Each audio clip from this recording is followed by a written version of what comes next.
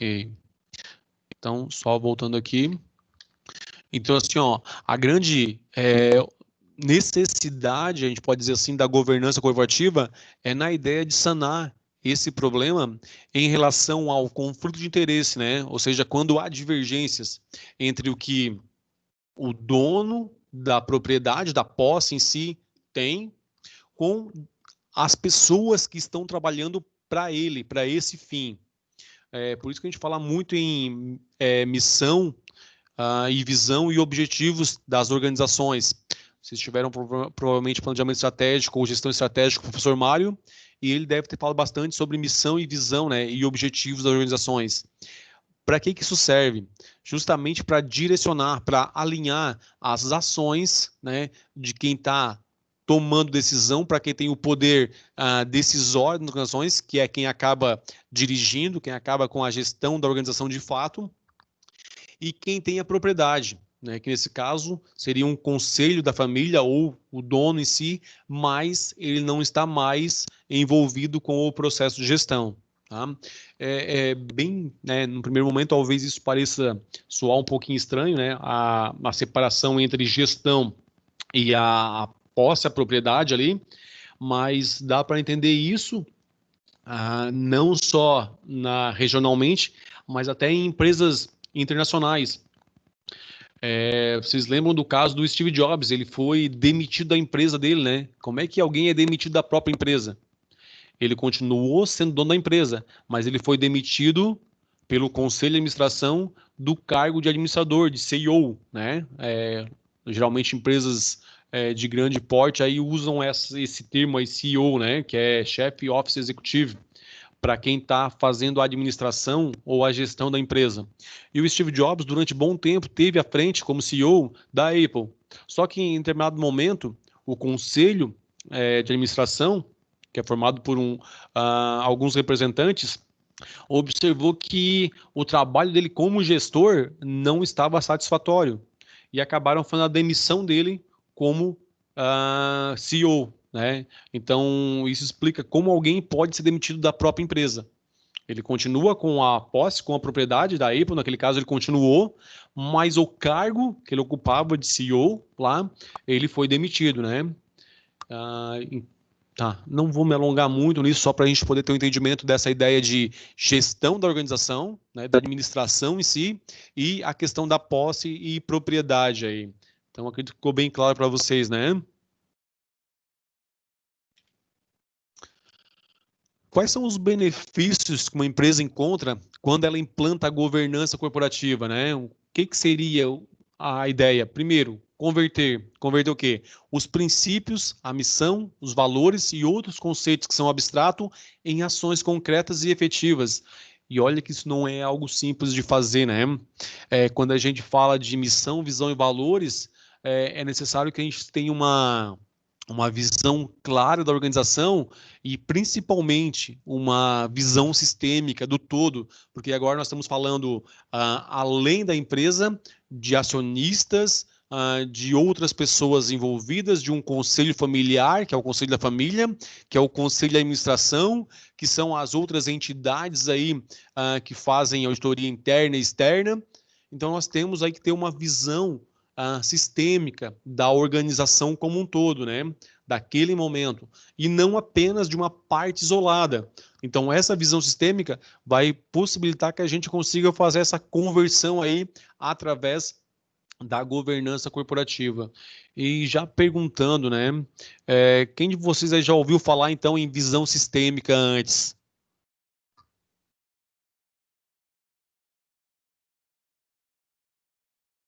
Alguém já tinha ouvido esse termo, pessoal? Não estou lembrado. Visão sistêmica. Opa, vamos lá. Visão sistêmica. Acho que sim. Alguma coisa ele falou. Joia. Mais alguém lembra alguma coisa aí? O que isso vem à mente de vocês aí quando a gente fala em visão sistêmica?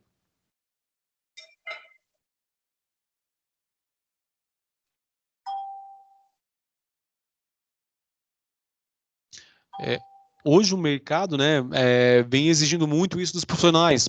Quando a gente vê alguma vaga de emprego ou vaga de estágio, como eu falei, eu sou coordenador de estágio ali, e passa algumas vagas de emprego e algumas de estágio, em várias delas a gente observa assim, ó, profissional com experiência tal e visão sistêmica. E aí fica a minha pergunta para vocês: se é algo que está sendo solicitado dos profissionais, qual é o entendimento de vocês de visão sistêmica?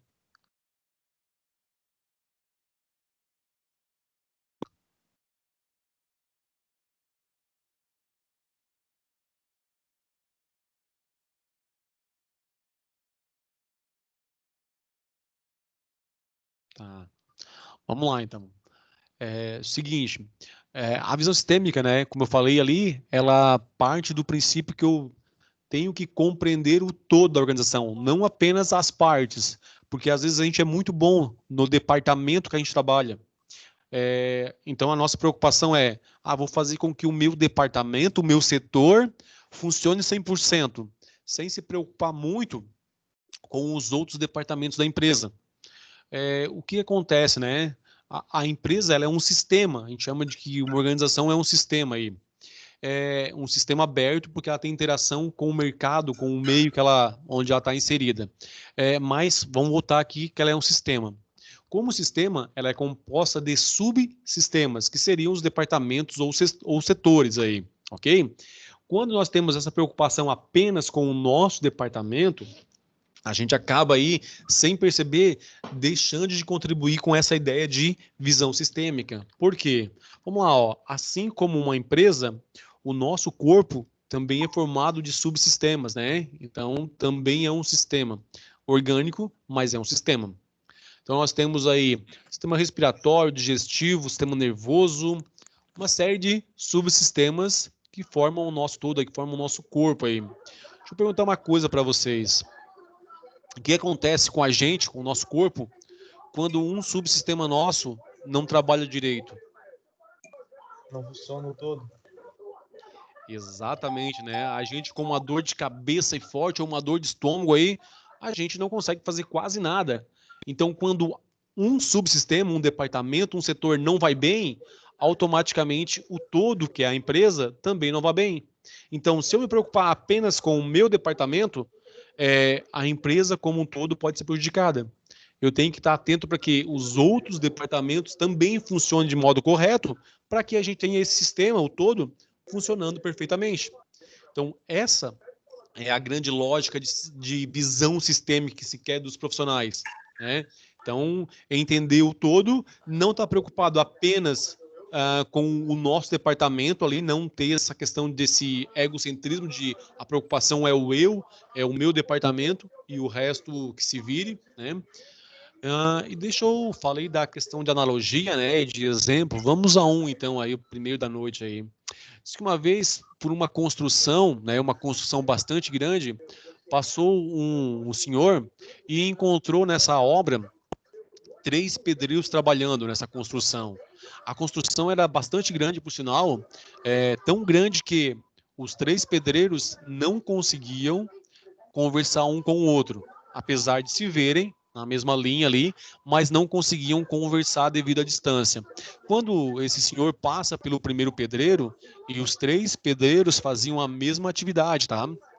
Ele passa pelo primeiro e pergunta, né, para o primeiro pedreiro, o que você está fazendo? O primeiro pedreiro responde assim, ó, eu estou assentando tijolos. Ele continua caminhando, anda um pouco mais e encontra o segundo pedreiro, que fazia a mesma atividade do primeiro. E repete a pergunta: o que você está fazendo? O segundo pedreiro responde: eu estou levantando uma parede. Ele continua caminhando, segue em frente e encontra o terceiro pedreiro que fazia a mesma atividade dos demais.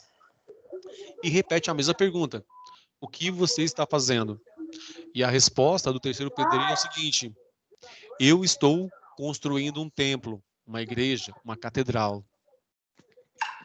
Agora a gente começa a ter uma percepção, né? O primeiro pedreiro tinha uma visão extremamente focada, né, na atividade dele, só conseguia ver o que ele fazia, que era assentar os tijolos. O segundo pedreiro já conseguia ter uma visão um pouco mais ampla. Ele sabia que ele estava assentando tijolos, mas esse assentamento de tijolos ia formar uma parede. Mas só o terceiro pedreiro que tinha a visão sistêmica. Ele sabia que ele botava tijolos para levantar uma parede e construir, então, lá a igreja ou o templo que ele comentou. Isso é visão sistêmica. E aí fica a minha pergunta para vocês, né? De que forma vocês estão contribuindo para a visão sistêmica da empresa de vocês? Será que o tijolinho que vocês estão colocando... Até eu chegar onde é que tu tá, eu vejo. Opa, Agora eu tô vendo. pessoal, só um pouquinho que eu tô com o microfone ligado aí. Então, assim, vamos lá, deixa eu voltar aqui. Como vocês contribuem para a empresa que vocês trabalham hoje, né, para alcançar a missão e a visão dela lá? Você só simplesmente coloca o tijolinho lá e pronto? Você levanta uma parede ou você realmente ajuda a construir e alcançar o objetivo que a tua empresa quer? Então a gente tem que estar atento aí para simplesmente não só colocar o tijolinho, mas chegar a ter essa ideia da visão sistêmica, que é compreender o todo aí e contribuir para alcançar o objetivo principal da organização. Então essa era a ideia de visão sistêmica e desse item de converter. Vamos para o segundo, que é o que? Alinhar é um outro benefício, né? E alinhar o quê? Os interesses dos stakeholders. Vocês já ouviram essa palavra antes, acredito, lá em estratégia. Opa, deixa eu voltar para cá. Stakeholders. Alguém consegue me lembrar o que é isso? Deixa eu riscar um pouquinho aqui.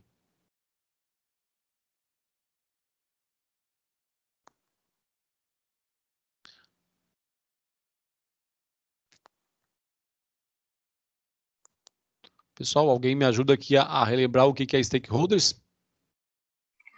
São os interessados na empresa. Opa, isso aí, joia. Provavelmente o professor Mário falou bastante de stakeholders, né? Isso aparece bastante em estratégia. São todo o público que tem, de alguma forma, interesse na organização.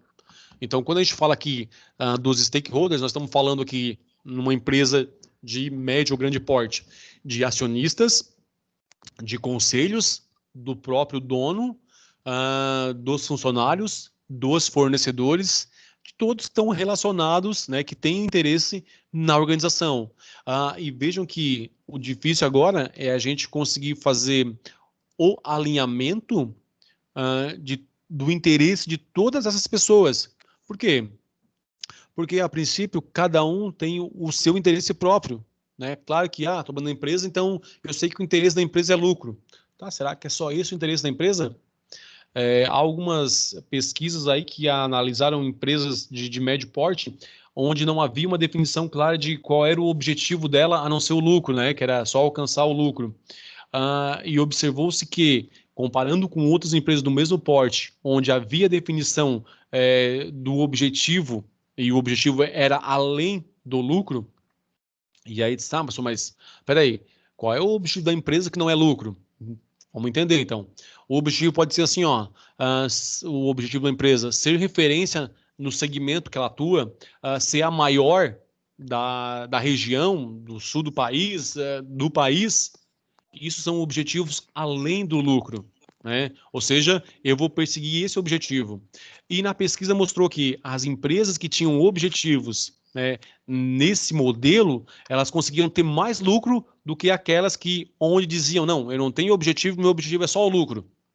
Quando eu só estou perseguindo lucro, eu foco muito na questão apenas dinheiro, apenas resultado financeiro, né? E aí, geralmente, há uma estagnação dela na ideia de crescimento em si, tá? Pelo menos foi o que mostrou a pesquisa feita. Então, essa é a ideia de a gente ter objetivos para a organização. O que ela pretende ser a longo prazo aí? O que ela quer alcançar? O que ela almeja aí como organização, né? Isso num padrão aí de tempo aí, pelo menos de 5, 10 anos aí lá na frente. Então, essa é a ideia de alinhamento aí, tá? Descentralizar. Opa, agora descentralizar é legal aqui, né? Descentralizar a tomada de decisão estratégica e ser o mais transparente possível na motivação, né? Na sua motivação de fazer isso. Então, vamos lá. Descentralizar. Me ajudem, pessoal. O que é descentralizar agora? Ele fala descentralizar a tomada de decisão, né? Mas o que é descentralizar de modo geral aí dentro de uma organização?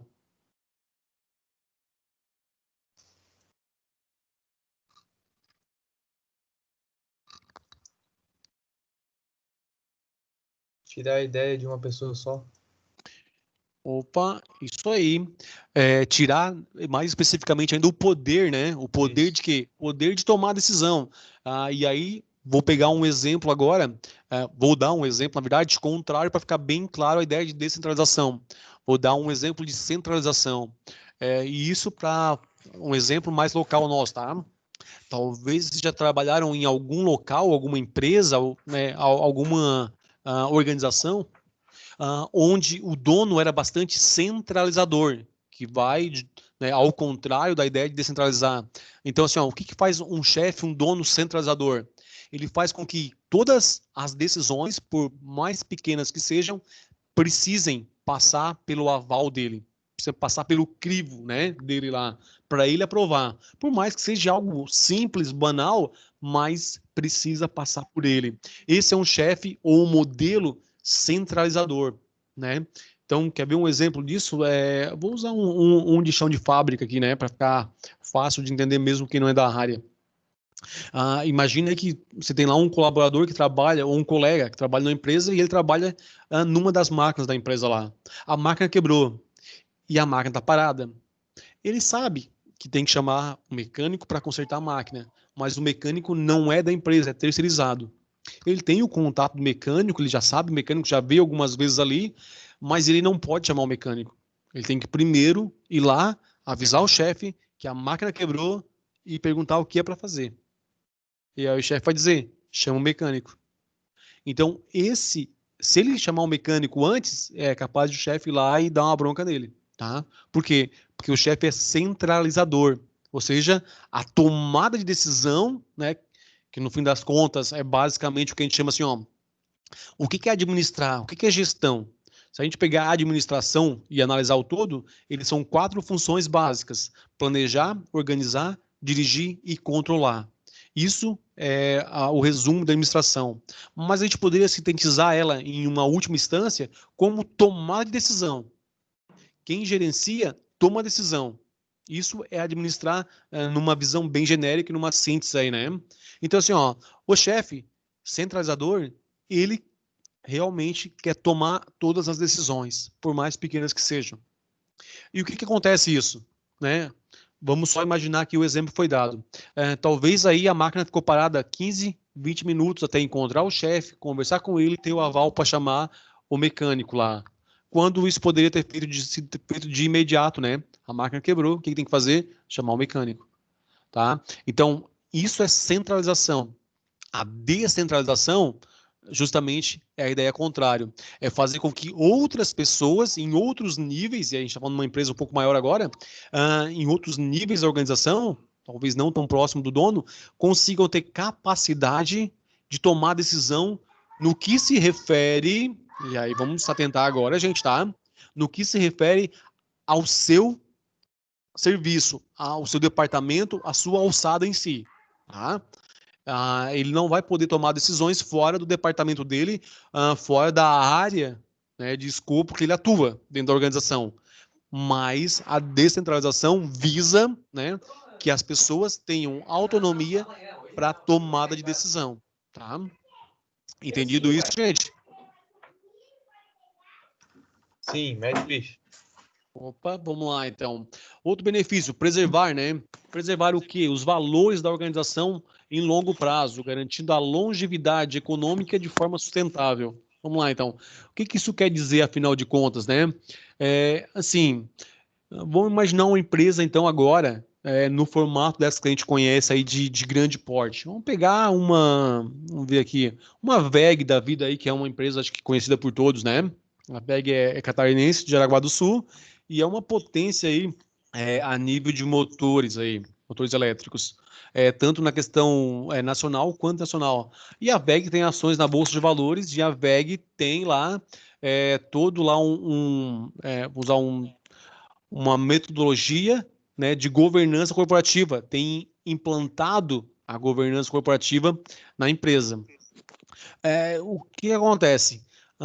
Vamos lá que o CEO, né, da VEG, por acaso é demitido e é contratado um novo gestor aí para tomar conta do grupo VEG, né, que a gente não fala só uma empresa, na verdade é um grupo.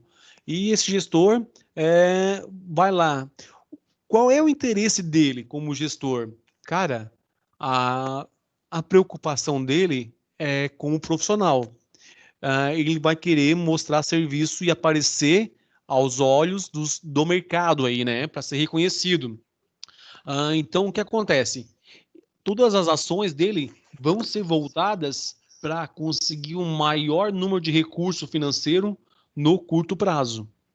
Até porque e aí não precisa nem ser empresa de grande porte, tá? Empresas de médio porte aí. Se alguém que é contratado para fazer a gestão de uma empresa de médio porte hoje, como eu falo, não precisa nem ser de grande, não mostrar resultado em 6 meses, pode esquecer, tá?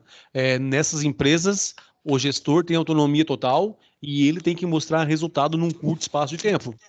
Então, esse cara que pegou a VEG no nosso exemplo aí, e é um exemplo hipotético, tá, gente? O que acontece? Ele vai querer mostrar serviço, né? Então ele vai querer mostrar resultado financeiro para a empresa a curto prazo. Para isso, ele pode tomar algumas decisões que no médio ou no longo prazo venham a causar efeitos negativos na empresa. Ah, um exemplo disso, né? Necessariamente só para entender, tá? Como isso pode acontecer na empresa agora. O caso da Vale, por exemplo. Será que os técnicos não sabiam necessariamente que poderia haver um risco grande da barragem lá romper e causar um desastre? Vamos imaginar que sabiam, tá? Vamos imaginar aqui que sabiam, mas eles resolveram correr o risco. Por quê? Porque não ia haver desgaste, não ia haver nesse momento investimento para refazer uma obra que já está funcionando e que se fosse feita alguma intervenção só ia consumir recurso e não ia trazer nenhum resultado financeiro para a empresa agora, a curto prazo. Esse é um exemplo de uma ação que tem que ser tomada por o gestor, mas só que não traz nenhum benefício para ele. Simplesmente vai trazer o quê? Resultado negativo naquele momento. Então ele vai ter que gastar recursos, pessoas, para fazer uma ação que financeiramente, né, ou olhando, por exemplo, para a Bolsa de Valores, não vai fazer a ação da empresa subir. E qual é a intenção dele? Cara, se a ação subir, eu apareço no mercado. Tanto que tem alguns CEO hoje, né, que são contratados porque conseguem fazer muito rapidamente uma alavancagem financeira da empresa.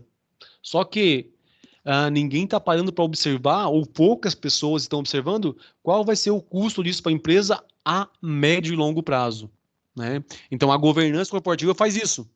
Faz com que os atos, as decisões de quem está fazendo a gestão sejam tomadas visando alcançar os objetivos e a meta, que é o valor X de lucro lá, mas não deixe de garantir a sustentabilidade dela a longo prazo, né, na questão econômica e ambiental e social, já que a gente está falando em sustentabilidade. Na promoção aí, né? Promover uma gestão organizacional de qualidade e que facilite o acesso aos recursos e às fontes de financiamento necessários para o seu crescimento. Bom, vamos lá, né? O que é uma gestão organizacional de qualidade, né? A qualidade aqui não implica necessariamente só no produto final ou no serviço que a empresa presta. Quando a gente fala numa qualidade organizacional, é um ambiente de trabalho, digamos aí, saudável para as pessoas que trabalham lá. E aí a gente cai na ideia de clima organizacional. Então, é cuidar do clima da empresa, do clima organizacional. Acredito que isso também. Bom, vamos lá. Vocês são da área de contábeis. Talvez seja novo para vocês. Clima organizacional. O que é isso, gente?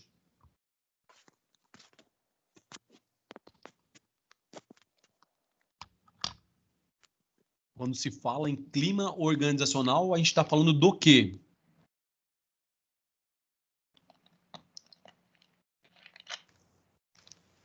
Não sei. Eu imagino. Vamos lá, do ambiente. Ok, vamos lá, do ambiente sim, mas do ambiente de que forma, né? Nós estamos falando do clima, necessariamente não é a questão clima, temperatura em si. Né? A ideia é, Relação entre pessoas. opa, isso aí mesmo, né? Eu estou falando do meu relacionamento interpessoal com os meus colegas. De que forma que a empresa consegue fazer com que o clima seja bom. Quando ela cria uma cultura, né, enraizada nessa ideia de qualidade e preocupação com o clima organizacional. Talvez vocês nem se deram conta, mas talvez tenham algum conhecido, ou talvez até o caso de vocês, e agora é uma pergunta retórica, não precisa ninguém estar respondendo, já passou por isso ou passou, ou tem algum conhecido que já passou, né? Onde a pessoa largou o emprego para pegar um outro que é mais longe da casa dela, que ela tem que acordar mais cedo, que ela precisa ter uma locomoção, talvez um carro, alguma coisa para isso, para ganhar menos do que ela ganhava na empresa que era próximo da casa dela, onde ela ia, talvez aí de a pé e chegava lá. Por que isso, né? E aí você diz, mas não faz muito sentido. A pessoa sair de uma empresa onde é perto do local que ela mora, ganha mais para ir para uma outra, onde agora tem que ter deslocamento, provavelmente acordar mais cedo e ainda ganhar menos. Faz sentido quando a gente pensa nessa ideia ou analisa clima organizacional. A pessoa vai dizer assim, ó, se vocês já conheceram alguém, né, ou já tiveram oportunidade. Cara, eu trabalhava lá, mas assim, ó, ninguém se cumprimentava, era um querendo puxar o tapete do outro, o chefe não dava bom dia, nem olhava pra tua cara. Agora, nessa empresa que eu tô agora, cara, todo mundo se cumprimenta, todo mundo é colega um do outro, a gente se ajuda, o chefe passa lá, bate nas costas, dá bom dia, vê como é que eu tô trabalhando, conversa comigo, eu sou percebido como pessoa, né, como funcionário. Isso é clima organizacional. Então, provavelmente, se vocês não passaram por isso, espero que não, mas talvez tenham algum conhecido que já passou por isso, né? Então, isso é a questão de clima organizacional, gente. Seguindo aqui, nos nossos benefícios aí, a ideia de melhoria, né? Melhoria do quê? Da imagem da empresa, da valorização da marca. Isso aqui é interessante, né? Vejam como as coisas acabam sendo interligadas. Nós falamos lá em cima na preservação da empresa a longo prazo. Essa ideia da melhoria da marca e da imagem da empresa tem relação com essa ideia lá em cima, lá com esse quesito anterior que a gente viu da preservação da organização a longo prazo. Não sei se vocês lembram, mas há algum tempo atrás, a Nike apareceu na mídia aí, referente a problemas com a produção, né? A Nike é uma empresa norte-americana, só que ela tem a produção dela fora do país. E isso era feito agora, não lembro, acho que na África do Sul, se eu não estou enganado. E aí alguém recebeu lá um par de tênis, recebeu, comprou na loja, e dentro tinha um bilhetinho dizendo lá, um pedido de socorro, que era uma criança que estava escrevendo e que estava trabalhando lá, né, por quase como um trabalho de escravo. E aí a Nike foi ver, era um dos terceirizados dela, que contratava crianças, menor de idade lá, e trabalhava em um ambiente quase escravidão.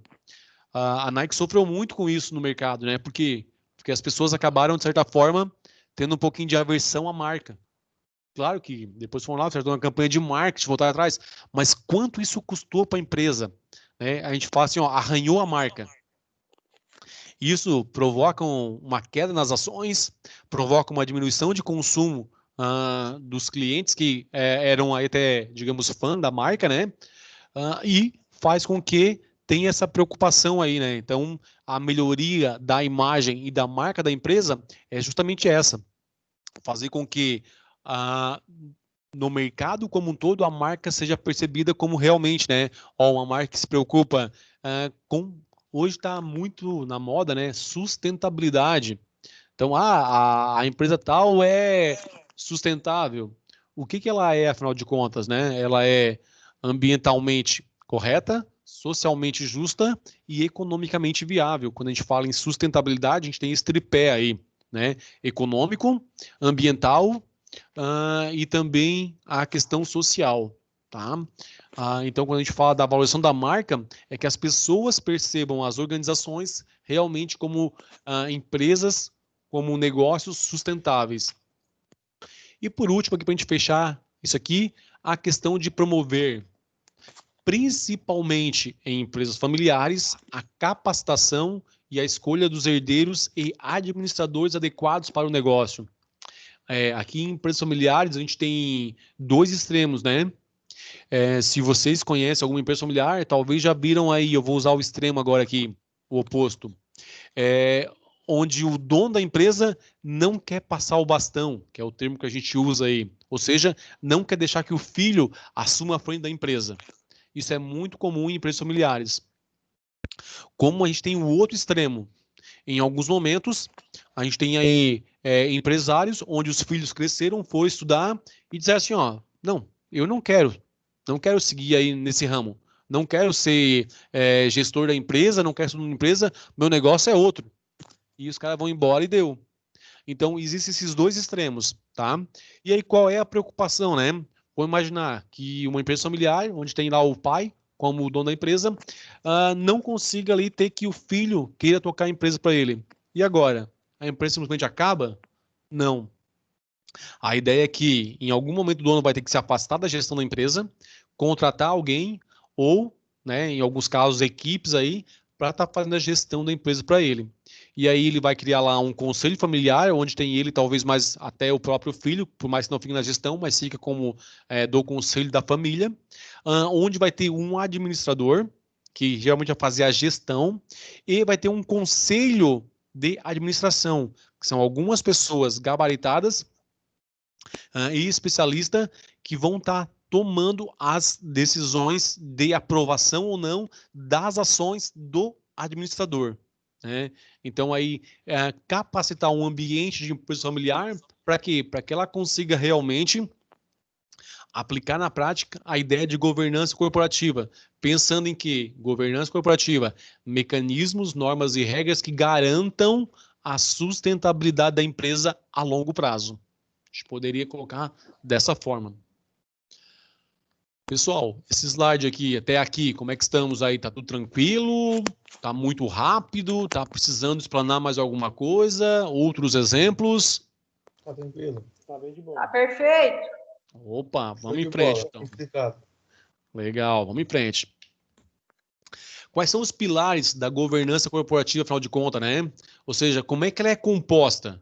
Vamos lá, primeiro tem a propriedade, que é o dono ou os sócios. Joia? Esse é o cara que realmente tem lá a posse da empresa, as ações no primeiro momento. Depois ele abre essas ações e divide isso em cotas e vende. Mas ele é o dono da maior parte, ok? Aí vai ter, como eu falei para vocês, o conselho de administração, que é um grupo formado por algumas pessoas com conhecimento na área bem específico aí, que vão aprovar ou não as ações que esse cara aqui, ó, que é o gestor, vai estar tomando. Então, nesse primeiro nível aqui, ó, nós temos apenas pessoas envolvidas com decisões. Elas não estão no dia a dia da empresa. Daqui para baixo, né, esse cara em diante é que vai estar mexendo nas coisas de fato.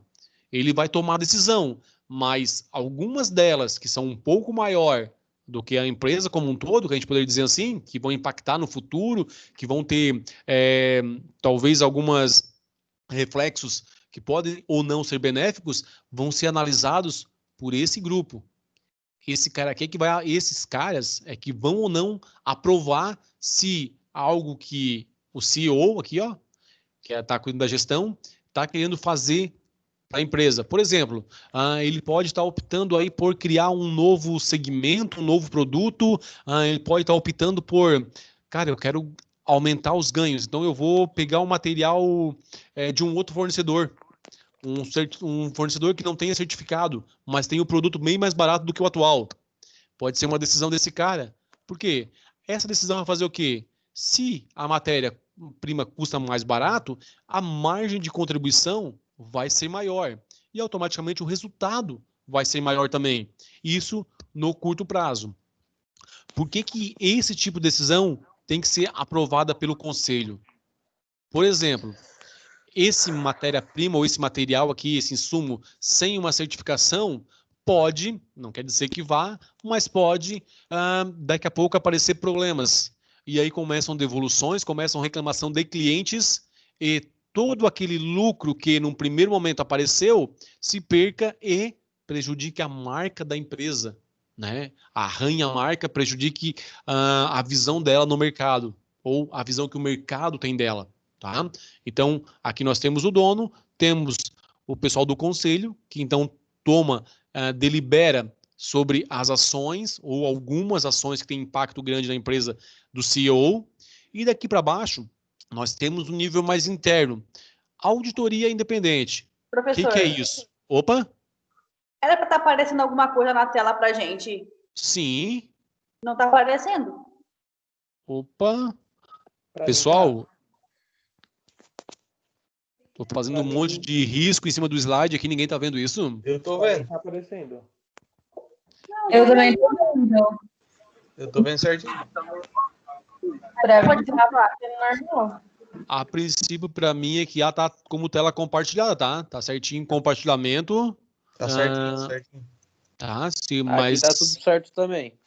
pode ser. Vou pedir então para a colega ali tentar sair e entrar de novo. Talvez seja isso, tá? Já vai estar automático, é só sair do link e entrar, quem sabe já resolva esse problema dela aí, tá?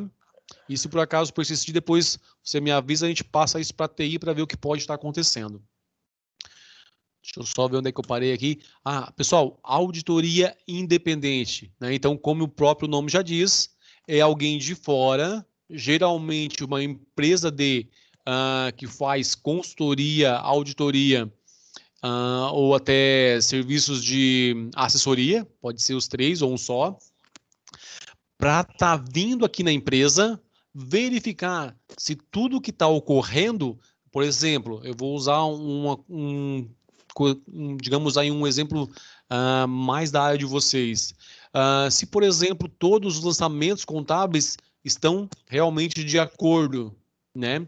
E aí o que ele faz? Ele vai lá, pega lá, por exemplo, o lançamento de produtos acabados e vai lá verificar se aquela quantidade de material, produtos em estoque, realmente existe lá no lançamento contábil. E se ele bate com o valor, com a quantidade, vai lá verificar se, por exemplo, as contas recebidas lá ou a receber estão de acordo com todos os boletos que foram lançados e tudo está no sistema, né? É muito fácil de eu ter uma informação no sistema e automaticamente, digamos aí, no físico, ter um outro resultado, né?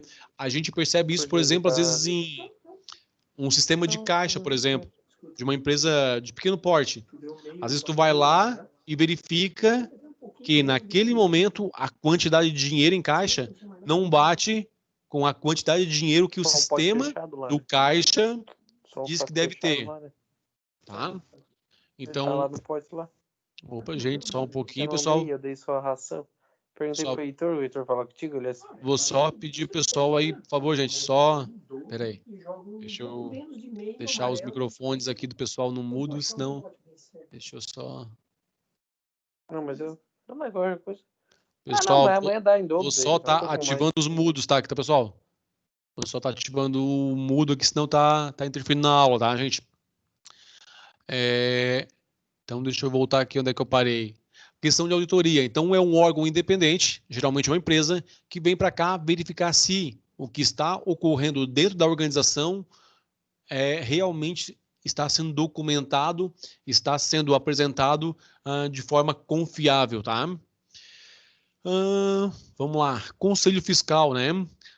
Pessoal, o Conselho Fiscal também é um grupo de pessoas, né, da área fiscal aqui, da área contábil, geralmente, ou contadoria junto, em alguns casos, que são responsáveis por fazer auditorias internas, né? Aí o pessoal que faz auditoria interna aí, geralmente está ligado ao Conselho Fiscal. Não necessariamente, mas geralmente. Então, assim, é um grupo de pessoas escolhida aí pelo Conselho que vai estar, de tempos em tempos, fazendo auditorias internas. Ou seja, vai estar verificando balanço, lançamentos e outros, verificando as contas do financeiro, se tudo está batendo internamente. Então, uma auditoria interna. E o que acontece? De vez em quando, a auditoria independente, que é externa da empresa, não tem relação com ela, vem para cá para fiscalizar ou auditar, a gente pode dizer assim, essas informações, tá? Para verificar se isso realmente bate. Vamos imaginar que assim, ó, que não exista auditoria independente, né?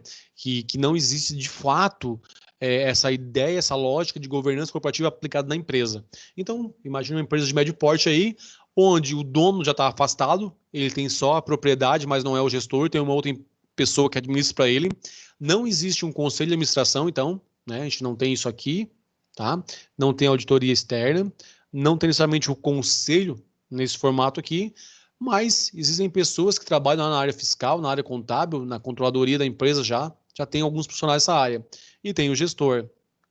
Vamos imaginar que essas pessoas, de alguma maneira, resolvam aí, eu vou usar uma palavra, agir em benefício próprio. E para isso vão lá, né, e acabam manipulando algumas informações, tá? Fazendo o quê? Com que eu vou, digamos assim, o dinheiro que deveria ir para o caixa não chegue para o caixa e tenha uma outra destinação. Vamos usar esse exemplo aí. O que acontece? Se eu não tenho uma auditoria externa aqui, independente, e eu tenho apenas pessoal trabalhando internamente, se essa pessoa, de alguma maneira, se associar com essa, e a ideia da associação aqui é interesse em comum, e pensar dessa forma, eles podem estar aí tirando dinheiro, né, descapitalizando a empresa aí, tirando dinheiro da empresa e colocando para outros fins, sem que necessariamente o dono saiba. Então, a ideia de uma auditoria independente é para que no ambiente de grande porte, onde o dono não consegue ter a visão do gestor mais, porque ele está afastado, e tem alguém que, a princípio, está fazendo isso para ele, faça de acordo com o que ele quer, né? Então, quando isso foge do padrão, foge da normalidade, a gente pode ter alguns casos aí que a pessoa acaba se beneficiando de alguma forma. E isso, em alguns momentos, pode ser ações simples, pessoal, que olhando de fora nem se perceba, né? Vamos lá, quer ver? Ó, esse cara aqui, ó, optou por contratar para a empresa um terceiro que prestava serviço para a empresa, na verdade que não prestava, né? Trocou lá o terceirizado. Eu vou botar aqui um 3 aqui. Trocou a empresa terceirizada por uma outra, né? Simplesmente porque a pessoa da terceirizada era parente dele. Professor, mas não vai estar prestando serviço igual, não vai ter. Talvez sim, talvez não. Em alguns casos, esse gestor aqui pode até ter parte nessa empresa de terceiros. E aí está se beneficiando da decisão, da posição dele no cargo para ganhar dinheiro, entre aspas, por fora aí, tá? Então são exemplos de coisas que podem estar acontecendo aí quando a gente não tem aí esses mecanismos de governança corporativa. Então, por isso, toda essa estrutura voltada para preservar e ter um cuidado grande que as informações realmente sejam verídicas, né? O papel, como dizia um colega meu, aceita qualquer coisa. Eu posso colocar qualquer informação lá que é válida no papel. E até que alguém comprove isso, né, pode demorar um bom tempo para que aconteça. Com auditorias externas e com auditoria interna, isso já se reduz a possibilidade que isso aconteça, tá? Uma fraude ou algo desse tipo aí. E aí entra a ideia da conduta e os conflitos de interesse, por último, né? Então, a conduta é a forma com que os profissionais que estão na organização vão lidar com as informações e com os interesses, tanto da empresa quanto interesses pessoais dele, tá? Então, é bem tranquilo, acredito, de entender essa estrutura. E ela fica um pouquinho mais lógica quando a gente cai para cá, ó. Então, a gente diz que a ideia das práticas de governança corporativa se baseiam nesses 6 pilares, né? Eu tenho lá o dono, um conselho de administração, uma pessoa responsável pela gestão, tá? Então, assim, pessoal, ó, lembrem, conselho de administração não está relacionado ao administrador, ao CEO, à gestão. Ele é apenas um conselho que vai fazer a validação ou não das propostas do pessoal ou do gestor aqui, tá? Então, sempre que alguma decisão afetar aí o rumo da empresa a médio ou a longo prazo, deve passar pelo conselho de administração.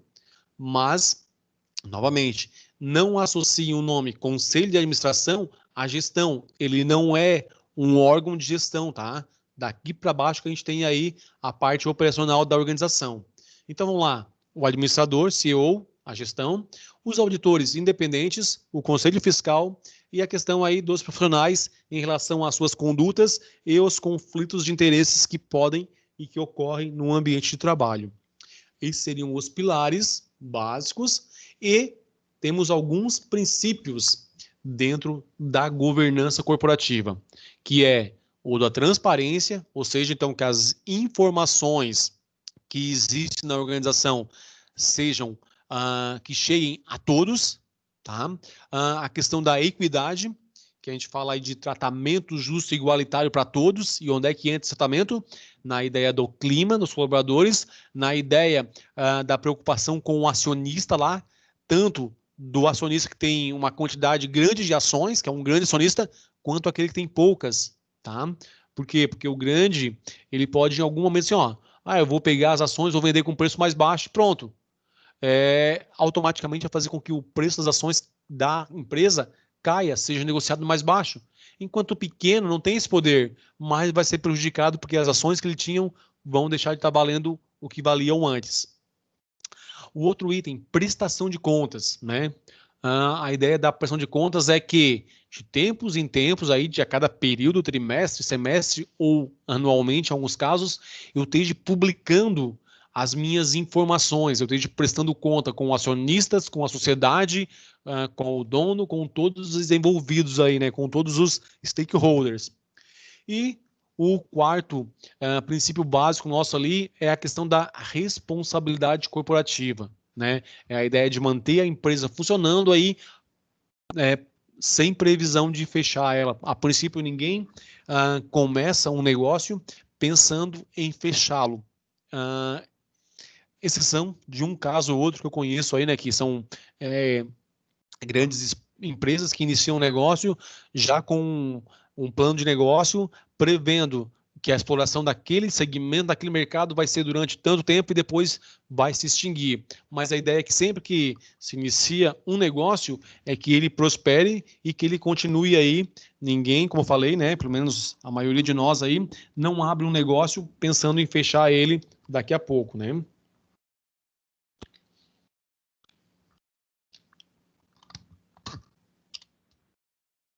Então, vou falar um pouquinho mais aí sobre os princípios da governança. Então, nós já comentamos ali atrás, vamos só revisar aqui para a gente frisar bem esse conteúdo nosso aqui da aula aqui. Vamos lá.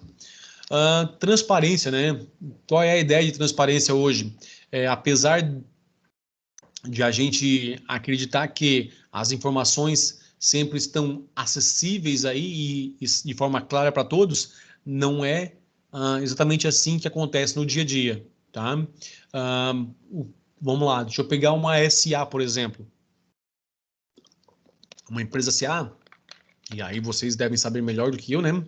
Já que a ideia é a área de vocês, ela tem obrigação de publicar anualmente o balanço dela, né? Ela tem que fazer isso. Onde é que entra a ideia da transparência, né? Nas informações, tá?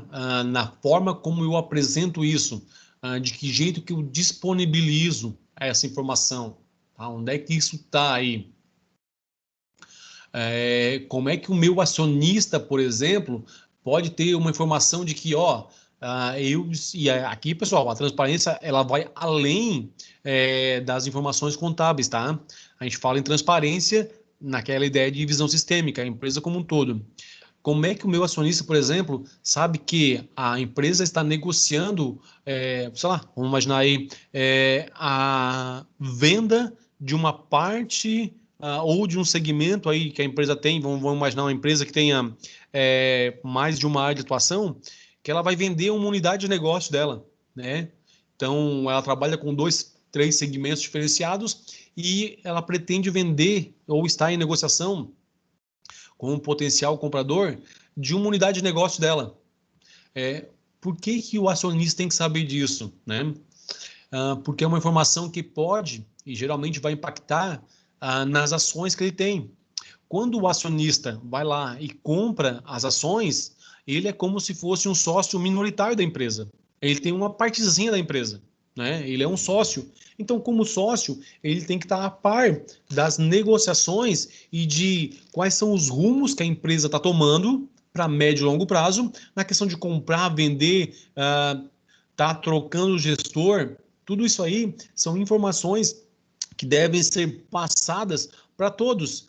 E, em alguns casos, elas são restritas, né? Não tem essa ideia de transparência, não deixa de ter acesso aí aos stakeholders, que são algumas pessoas interessadas na organização. A questão de equidade, né? O tratamento igual para todos os envolvidos na empresa. E aqui cabe bem a questão aí do acionista minoritário. Por quê, né? A governança corporativa, ela entra aí, digamos assim, em cena justamente para preservar, até tem leis para isso, mas a governança corporativa ainda vai além das leis, né? Depois a gente vai ver um pouquinho da lei, para preservar a preocupação e o direito dos pequenos. Sempre que a gente cria uma lei, é para proteger alguém que por si só não pode fazer isso, né?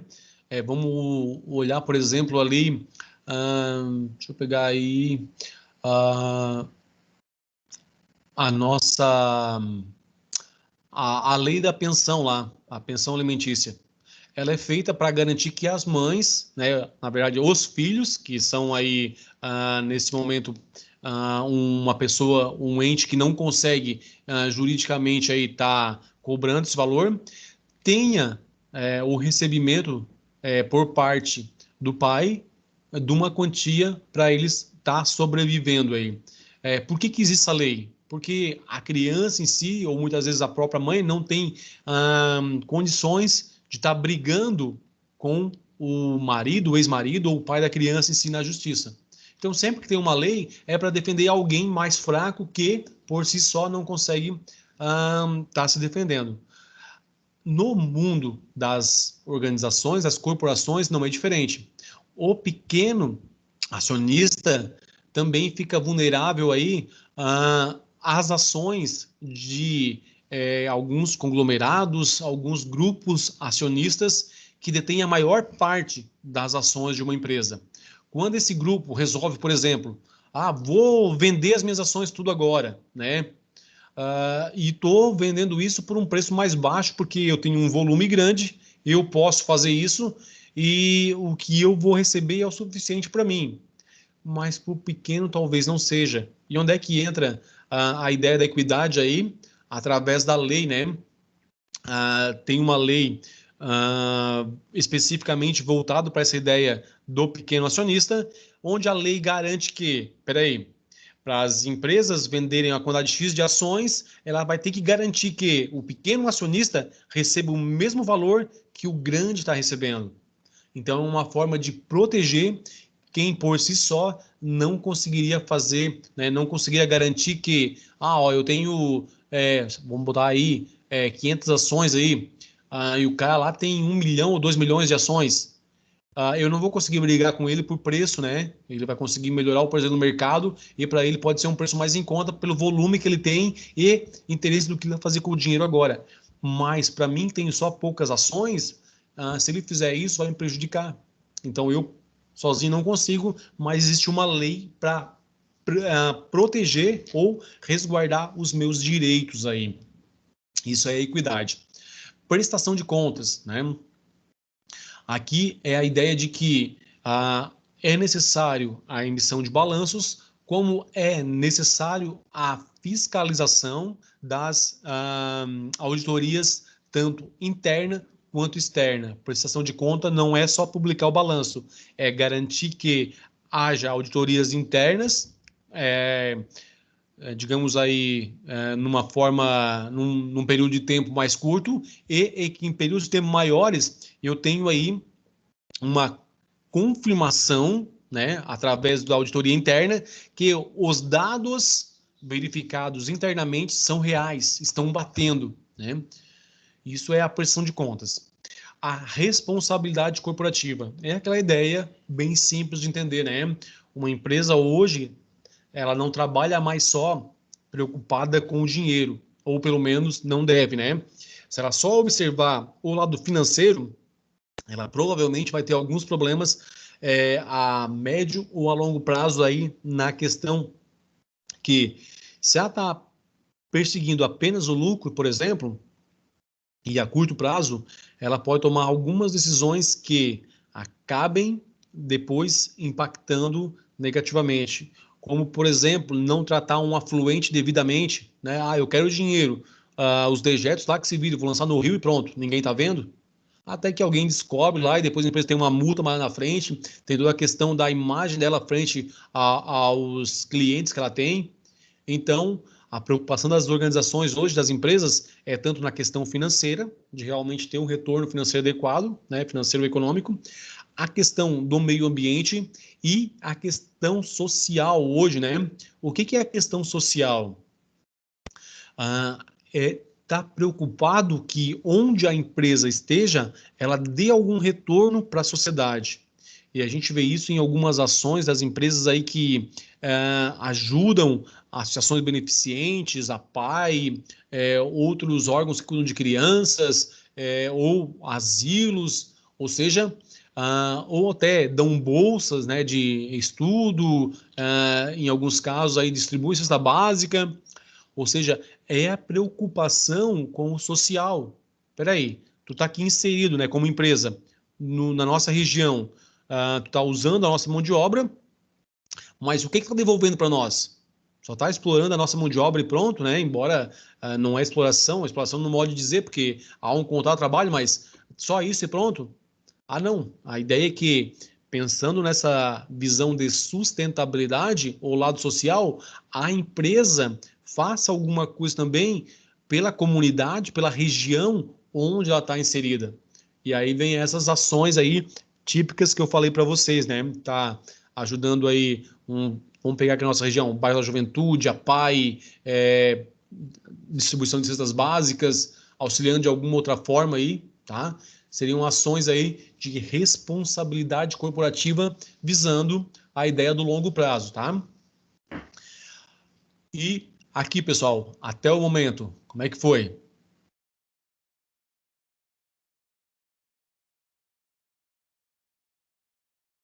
Tranquilo.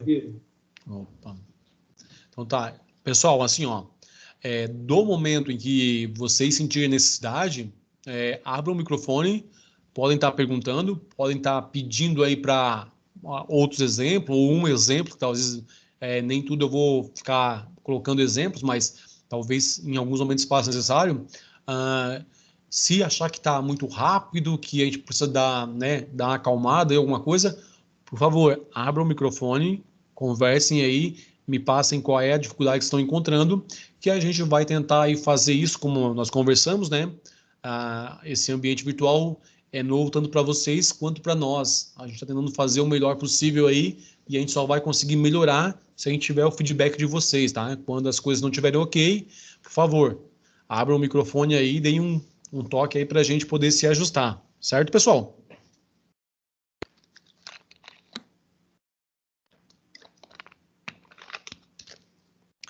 Certo. Joia, está tudo certo, vamos lá, então vamos ok.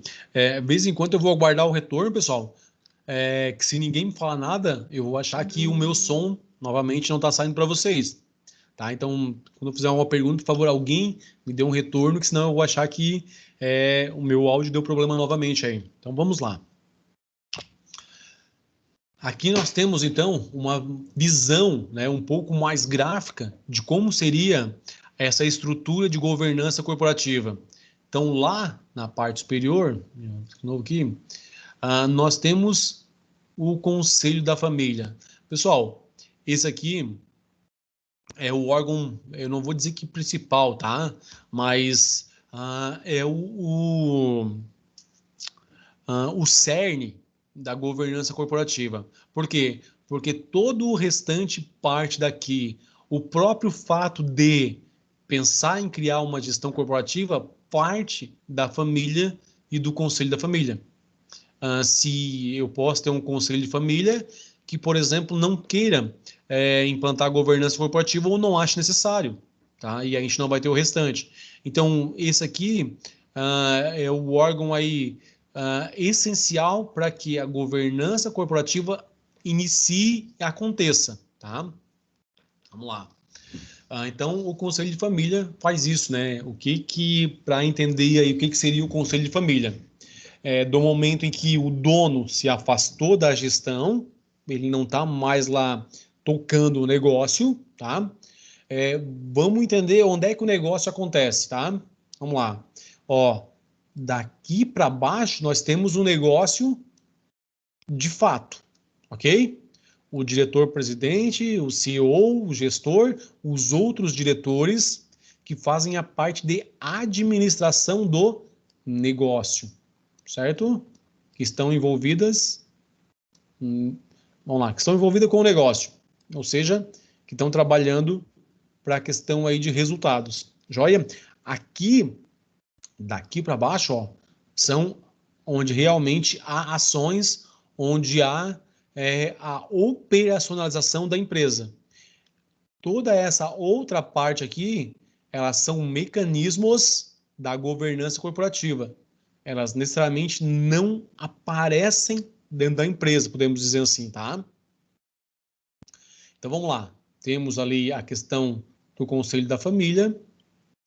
Temos os sócios, que são os nossos acionistas. Então, vamos lá. Criou o Conselho de Família, né? Abriu-se as cotas da empresa, ou seja, ela passou a ser uma SA. E aí me ajuda a entender agora, pessoal. Vamos lá, só para eu relembrar, né? Geralmente as nossas empresas são LTDA. É isso aí? Isso. E o que quer dizer necessariamente LTDA? Sociedade limitada. Limitada. Joia, está limitada. Mas deixa eu perguntar para vocês, limitadas a quê? Número de sócios. Número de sócios, mas principalmente ao capital social que está lá no contrato social. Isso. Tá? Quando ela é uma SA, uma sociedade anônima, a gente deixa de ter, então, aqui as famosas cotas, né, que a gente tem aqui para cada um dos sócios dentro da limitada. Então, ela se limitou ali ao número X de pessoas, participantes da empresa, e ao contrato social, ao valor do contrato social. Ok. Aqui na SA, as cotas foram transformadas em ações, né? E os sócios, as pessoas que compram as ações, não são mais conhecidas, por isso, sociedade anônima, SA, né? Então, aí eu posso ter aí pessoas que têm ações de empresas que a empresa em si lá nem sabe que as pessoas que estão de posse dessas pessoas, essa partezinha da empresa que a empresa vendeu. O que é a ação, afinal de contas, né? O que é uma ação quando a gente fala em ação? A ação é aquela ideia das cotas, que as cotas é uma divisão do capital social, ou uma cota do que a empresa estaria valendo, se a gente for atualizar ela aí. Então, isso é uma cota na limitada. Quando a gente passa para a sociedade anônima, as cotas se transformam em ações, mas elas são muito mais, como é que a gente usa o termo, pulverizadas, né? Ou seja, se eu tenho lá 25% lá de cota para cada acionista, quando a gente transforma isso em ações, a gente fraciona isso de uma maneira, as empresas, né? Fraciona isso de uma maneira tão grande que cada ação vale um décimo, uma fração muito pequena do que valeria uma cota. Então a gente consegue ter aí milhares de ações até de uma empresa que é colocada para que as pessoas consigam ser, entre aspas, sócios, né, em pequenas partes, da empresa. Né? Então aí a pessoa pode ter aí ação da WEG, pode ter ação da Vale do Rio Doce, Petrobras, das empresas que são sociedade anônima e que estão negociando seus ativos na Bolsa de Valor.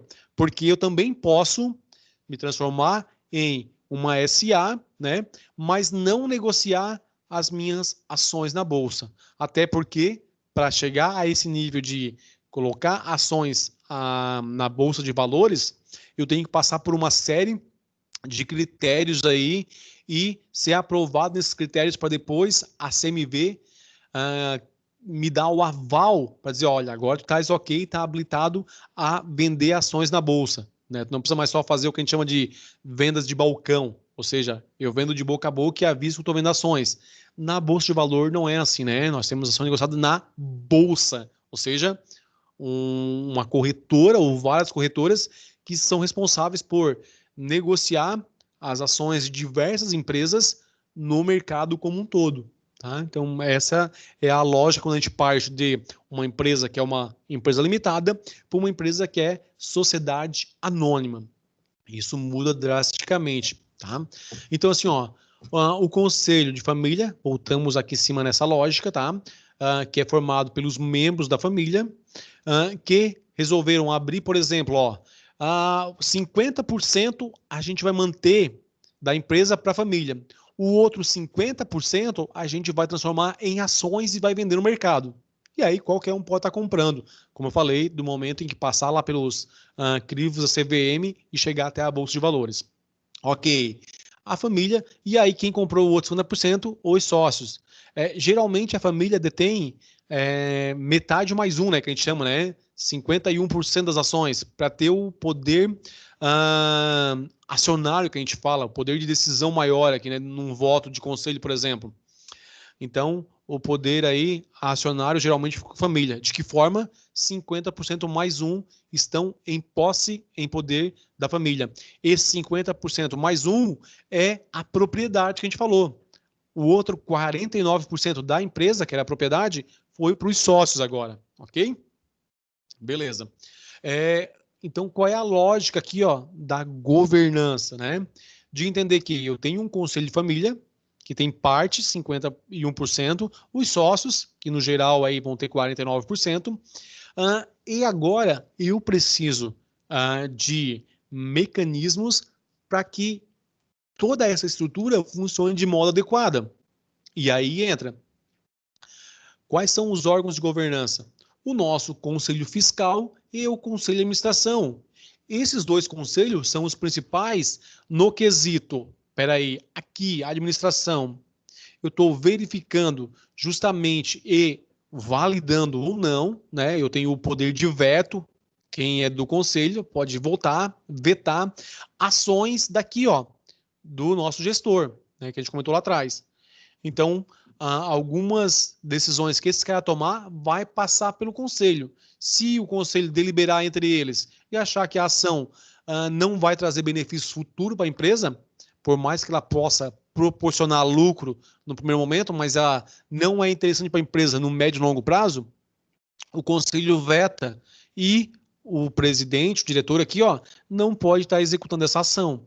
Isso é o que a gente chama de um mecanismo de proteção da empresa. Então, por isso que se fala que a governança corporativa visa a sustentabilidade da empresa, né? Ou seja, não deixa que a pessoa que está na gestão, que está na operacionalização do negócio, faça ações que, por mais que possa render financeiramente agora, né, no primeiro momento, a médio a longo prazo, venha depois prejudicar a empresa. Então, isso é papel do conselho deliberar e vetar ou aprovar ações do gestor. O conselho fiscal, voltado mais à parte das informações, à parte contábil e fiscal do negócio, tá? Quanto informações aí que são provenientes do nosso ambiente de trabalho ou do ambiente operacional.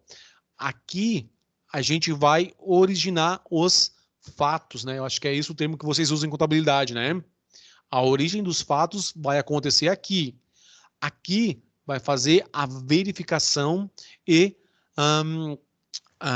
tá colocando aí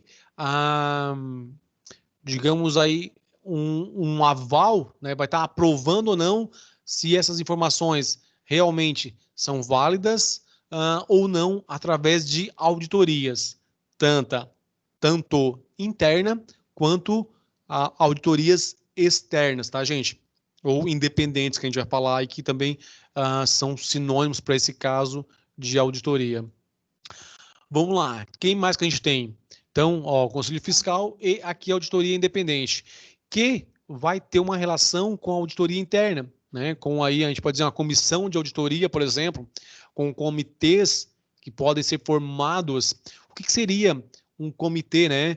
São algumas pessoas que compõem aqui embaixo a empresa, na parte operacional, que são convidadas para estar analisando situações específicas. Por exemplo, uma construção nova, uma filial, a abertura de um novo mercado. Tudo isso aí são coisas que podem ser formadas um comitê para verificar se isso é interessante ou não. Por quê? Porque talvez o conselho, por si só, não tenha conhecimento específico de alguns assuntos que são pertinentes à execução de fato do negócio. E aí, o que ele faz? Monta um comitê com pessoas com conhecimento, né, nessa área específica, para estar trazendo informações para eles realmente, ao fim das contas, tomarem a decisão aí de forma mais assertiva. A comissão de auditoria da mesma forma, né? Ela pode ser formada aí por pessoas da organização, e geralmente que vão fazer o trabalho de estar verificando informações, nesse caso, vai estar prestando contas ao Conselho Fiscal, né, daqui para cá, tem essa ligação direta, mas indiretamente ela vai estar ligada com a auditoria, com o pessoal que monta a auditoria interna, como quem monta a auditoria externa. Quando que é feita uma comissão de auditoria?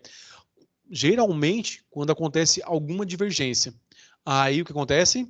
O conselho vai lá, né? Isso que vocês conversam aqui, e dizem, ó, peraí, é interessante que a gente monte um comitê para estar verificando, porque não é que houve uma fraude, mas houve algumas divergências de algumas informações. E aí isso pode ser um erro operacional, isso pode ser um indício de fraude, né? De algo desse tipo aí. Mas, para que se tenha comprovação disso, é feito um comitê para verificar se é uma falha operacional, uma falha humana, ou se isso aí foi um fato, uma ação intencional de alguém visando interesses escusos aí, tá? Então, isso é possível também. Deixa eu limpar aqui. Aqui para baixo a gente já viu, né? Então, assim, ó, agora a gente começa a ter aqui o diretor, ou o nosso CEO, e os diretores. Aí a gente começa assim, ó, o diretor-presidente, depois o diretor do comercial, o diretor de produção, o diretor da unidade X, que vão estar abaixo do diretor-presidente. Tá? Então, quando eu falei para vocês lá no CEO, que é o CEO aqui, ó, chefe Office Executive, né, o chefe executivo de trabalho aí, nós temos aí esse cara aqui, ó, como CEO, como gestor maior, né? Esse cara define tudo dentro do operacional, mas lembrem, ele presta contas das decisões dele para o conselho e antes ainda de algumas ações, ele tem que ter o aval, né, a aprovação do conselho. E aí para baixo os diretores e outros. Pessoal, o que eu queria que ficasse claro para vocês aqui, dentro dessa, olhando para essa estrutura, né? Que nós temos uma separação clara dessa questão, ó. Se a gente pudesse traçar uma linha aqui, ó, vejam. Daqui para baixo, as coisas acontecem e é onde a gente tem a visão. É o dia a dia, é as coisas acontecendo, são os cargos responsáveis por tomarem decisões, por fazerem as coisas acontecerem pela parte de produção, pela parte de cuidado do clima organizacional, qualidade nas informações, nos serviços, acontece aqui. Daqui para cima, nós temos uma grande parte estrutural que é voltada a dar conta do mecanismo de governança corporativa, do sistema de governança corporativa. Então, essas pessoas estão ligadas de que forma, né? Vamos lá, de que forma o presidente, os diretores, as pessoas que estão dentro da organização estão ligadas com esse sistema de governança corporativa? Primeiro, prestando contas, né? Contas do que está acontecendo, prestando informações e também passando por esse aval ou não aqui dos conselhos, tá? Isso tanto do nosso diretor quanto da questão aí fiscal pelo conselho aí. Então eu queria que vocês entendessem essa separação das duas coisas e aquilo que eu falei para vocês, né? Lembre que conselho de administração não tem ligação com a administração que acontece na empresa. Por mais que o nome seja sugestivo, né? Conselho de administração, e a gente pode facilmente fazer essa associação, mas isso é incorreto, tá, gente? Quem faz a administração do negócio é o diretor. O conselho de administração aprova ou veta as ações que ocorrem, tá?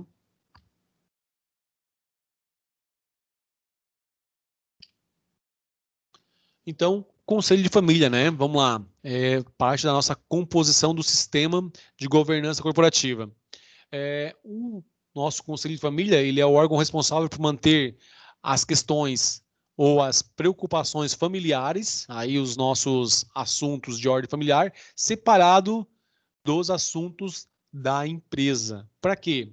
Para que a gente não tenha problema aí de estar esbarrando em situações onde vamos imaginar que nós temos no conselho 2 irmãos. Um pensa de uma forma, outro pensa de outra na questão da relação dos negócios, né? Se eles não chegarem a um consenso, nós vamos ter um problema sério no negócio depois. Então, é necessário que o conselho familiar, né, resolva assuntos pertinentes a o que é preocupação da família ou o que é assunto familiar do que é assunto de negócio, tá? Uma outra forma que a gente poderia apresentar isso por exemplo, um dos irmãos quer colocar lá como gestor da empresa um afilhado dele, por exemplo. O meu afilhado se formou lá em administração, então vou colocar como gestor da empresa. Mas ele não está colocando o afilhado como gestor porque o afilhado necessariamente é um bom administrador ou não. Está colocando porque é afilhado dele e ele quer, de certa forma, arrumar um emprego para o afilhado. É como se a gente olhasse isso nos órgãos públicos, a ideia é que contratar parentes, né? No órgão público, nós temos uma lei, né, que proíbe isso, né? Ou pelo menos tenta coibir com que esse tipo de coisa aconteça, né? Já na empresa familiar, o que protege? Quem que vai fazer essa proteção? Tá? Então, é justamente o sistema de governança corporativa que vai fazer com que o que seja problemas de ordem familiar seja resolvido entre a família sem afetar a empresa, né?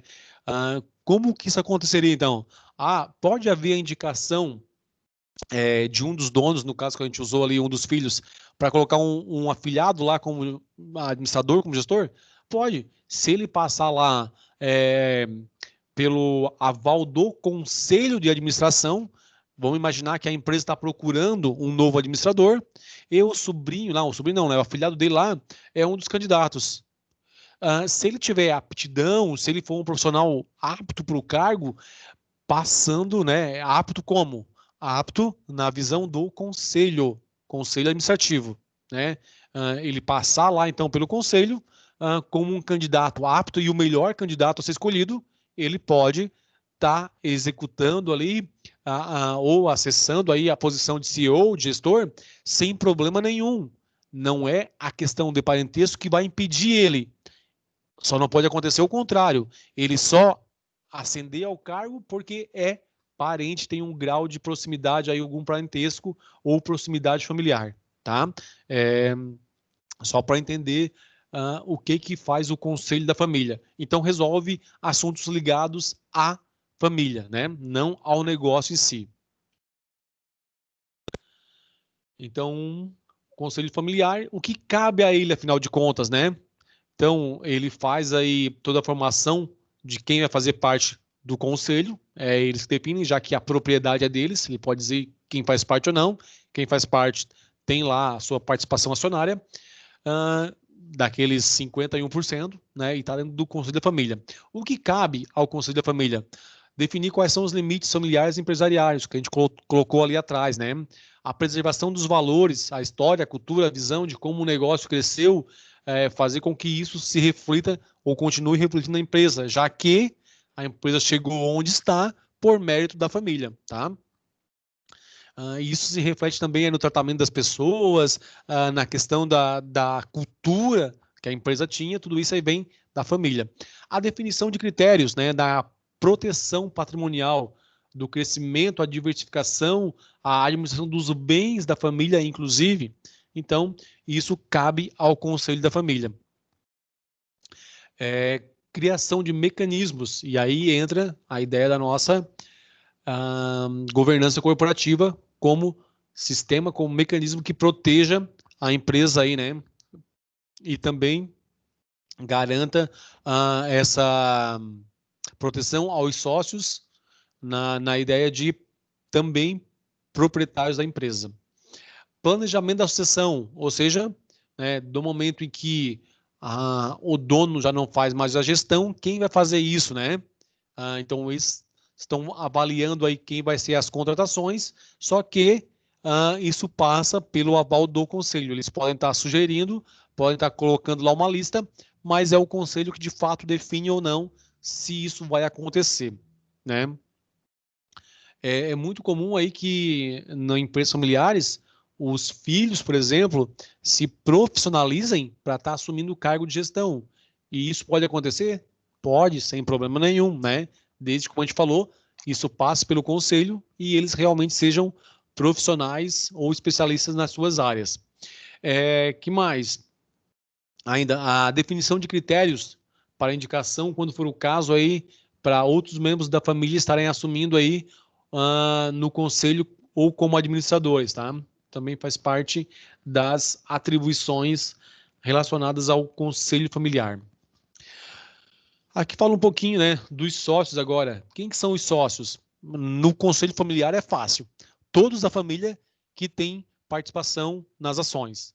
Os sócios, qualquer pessoa aí, né, a gente fala pessoa, mas em alguns casos nem são pessoas, né? Nós temos grupos aí imobiliários, nós temos algumas corporações onde existe uma estrutura delas preocupada em comprar ações e comprar, revender, negociar ações no mercado de outras organizações, né? Então, nem sempre é uma pessoa, mas é muito comum a gente falar que sócio ou acionista é uma pessoa, tá?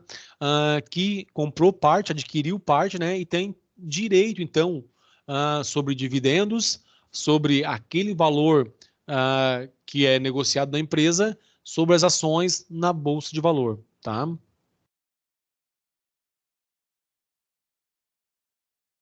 O conselho de administração representa o coração da governança corporativa, né? Ou seja, é ele quem realmente define o que vai acontecer ou não.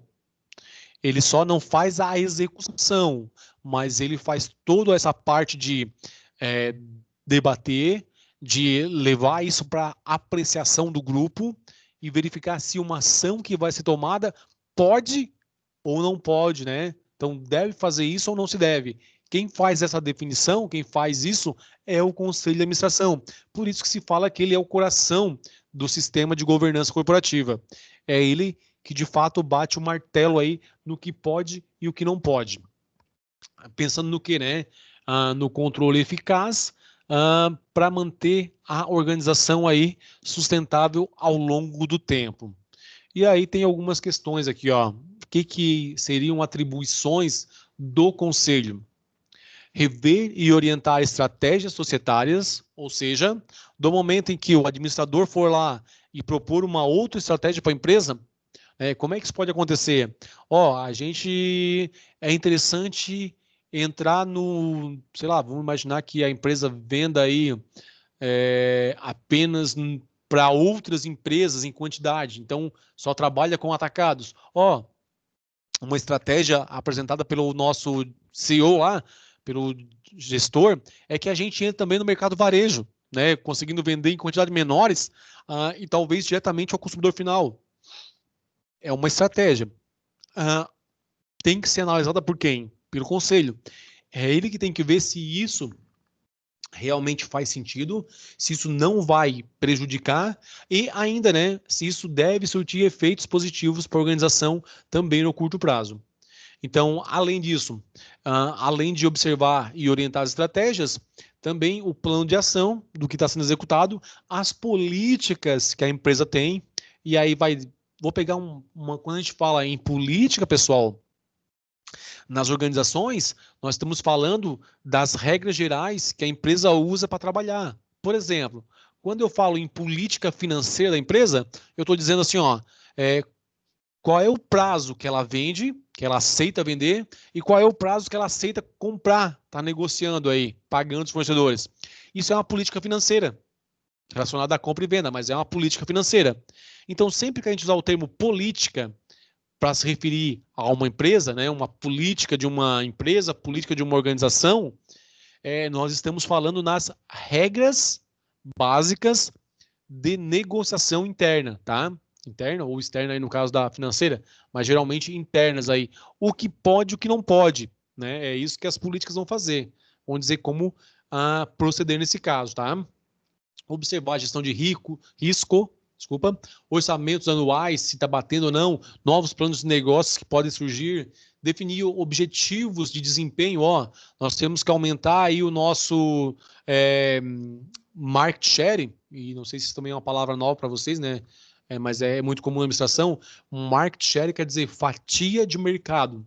Nós temos que aumentar o nosso market share em 5%, 2%, né? Aí nos próximos 6 meses. Então, definir esse tipo de objetivo e esse desempenho é a atribuição do Conselho de Administração, tá? E além de fiscalizar e verificar a aquisição de investimento ou desinvestimento, né? Caso de vender uma unidade de negócio ou desfazer de alguma coisa lá, também passa pelo Conselho. Assegurar a integridade dos sistemas contabilísticos. Opa, caiu no colo de vocês agora, né? Assegurar a integridade dos sistemas contabilísticos. O que isso quer dizer, né? Que garantir que as informações contábeis e fiscais, né, também entra fiscal, mas principalmente nesse âmbito contábil, onde eles são usados para tomada de decisão, enquanto a questão fiscal é mais ligado à questão tributária, né? Por favor, me corrija se eu estiver errado, mas no meu entendimento é isso. Dentro dessa ideia de sociedade que a gente tem aí, tá? Então, assim, eu tenho toda uma estrutura, uma empresa de grande porte com um número X de funcionários. Como é que eu garanto que as informações que eu tenho lá contábeis estão corretas para que eu possa tomar uma decisão, por exemplo, lá em aumentar o meu estoque ou diminuir? Eu posso dizer que vamos lá, vamos imaginar o conselho de administração. Chegou para ele lá uma proposta do gestor, lá, né, do CEO, onde ele quer reduzir lá a margem de segurança dos estoques. Como é que o conselho faz isso? Ele vai lá verificar nos dados contábeis se as informações relacionadas a estoque e qual a margem em excesso que a gente tem, que é a margem de segurança, que é adquirida pela empresa. Se essas informações não estiverem corretas, não forem verídicas aí, né, a tomada de decisão vai ser automaticamente prejudicada, tá? Então, por isso a integridade das informações contábeis. E aí inclui o quê? Auditoria independente, né? Essa auditoria deve ser contratada pelo conselho, que vai fazer essa contratação, ou pelo menos acompanhar isso. Vai fazer a implementação de outros sistemas de controle adequado, tá? O que acontece aqui? Nós vamos montar aí, ou verificar pelo menos aí, sistemas de compliance, que a gente fala aí, né, dentro da governança corporativa, vocês vão ver alguns termos aí da língua inglesa, igual a gente já viu alguns, e vão ver outros aí, e vocês vão entender e vai ficar mais próximo de vocês, controllers, compliance e outros que a gente tem aí dentro dessa linguagem na governança corporativa, ou até na linguagem do mundo corporativo, né? Isso é muito comum, esses termos aí, tá, gente? Então, essa é a ideia aí do nosso conselho de administração, o que ele é e o que ele deve fazer. O Conselho Fiscal, então, ele é responsável pelas auditorias de fiscalização na questão financeira e tributária, né? Então, agora estou voltando para a questão mais fiscalização mesmo, né? Este órgão atua de maneira independente ao Conselho de Administração e se reporta diretamente à estrutura societária. Nesse caso, eu estou falando ao Conselho da Família e aos sócios. E a função é o quê? Fiscalizar as ações praticadas pelo administrador, né? Então aqui, ó, ele é fiscal, ele não vota, ele faz o quê? Ele depois que foi aprovada e foi aplicada, ele vai fiscalizar a ação do gestor, mas ele não tem poder de veto ou não, tá? E aí entram as questões aí de demonstrações fiscais, financeiras, desculpa, modificações da estrutura de capital ou ainda a incorporação de outros ativos, de outras empresas ou outras unidades de negócio. E aí, né, como é que é feito isso? Os membros do Conselho Fiscal se reúnem para analisar amplamente os assuntos de sua competência e emite pareceres, já que eles não podem estar fazendo execução, veto ou aprovação, tá? Qualquer acionista pode solicitar a leitura dos pareceres do Conselho Fiscal nas assembleias ou a instalação do mesmo e sugerir a eleição do Conselho membros qualificados para compor o seu quadro.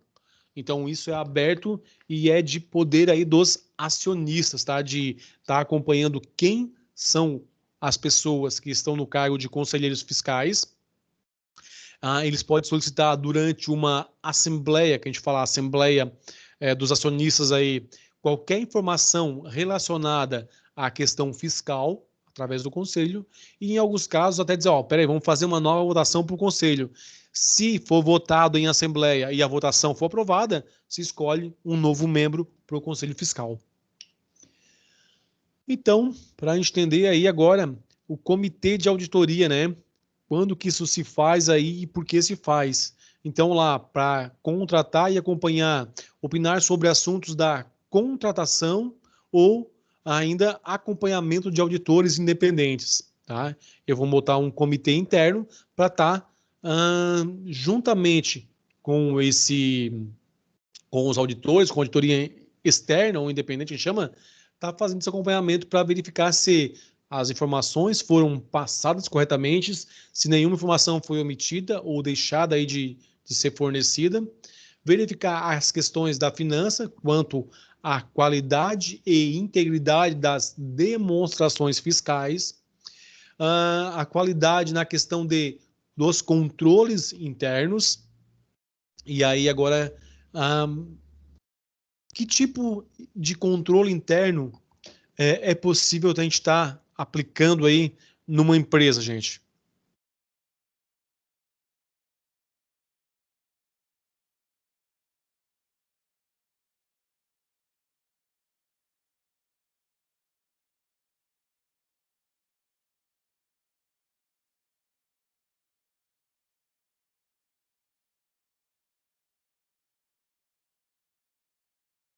Pessoal, me ouvem aí? Opa. Que tipo de controle interno a gente poderia pensar em ter numa empresa? Que tipo de ação faria isso? Quando a gente fala em mecanismos de controle, a gente fala aí necessariamente em ações, né? Que tipo de ação a gente poderia ter aí que seria um controle interno?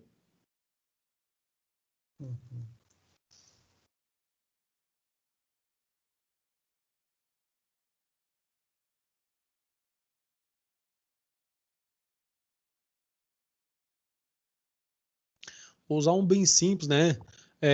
Um inventário, por exemplo. Quando se faz o inventário, o que a gente faz?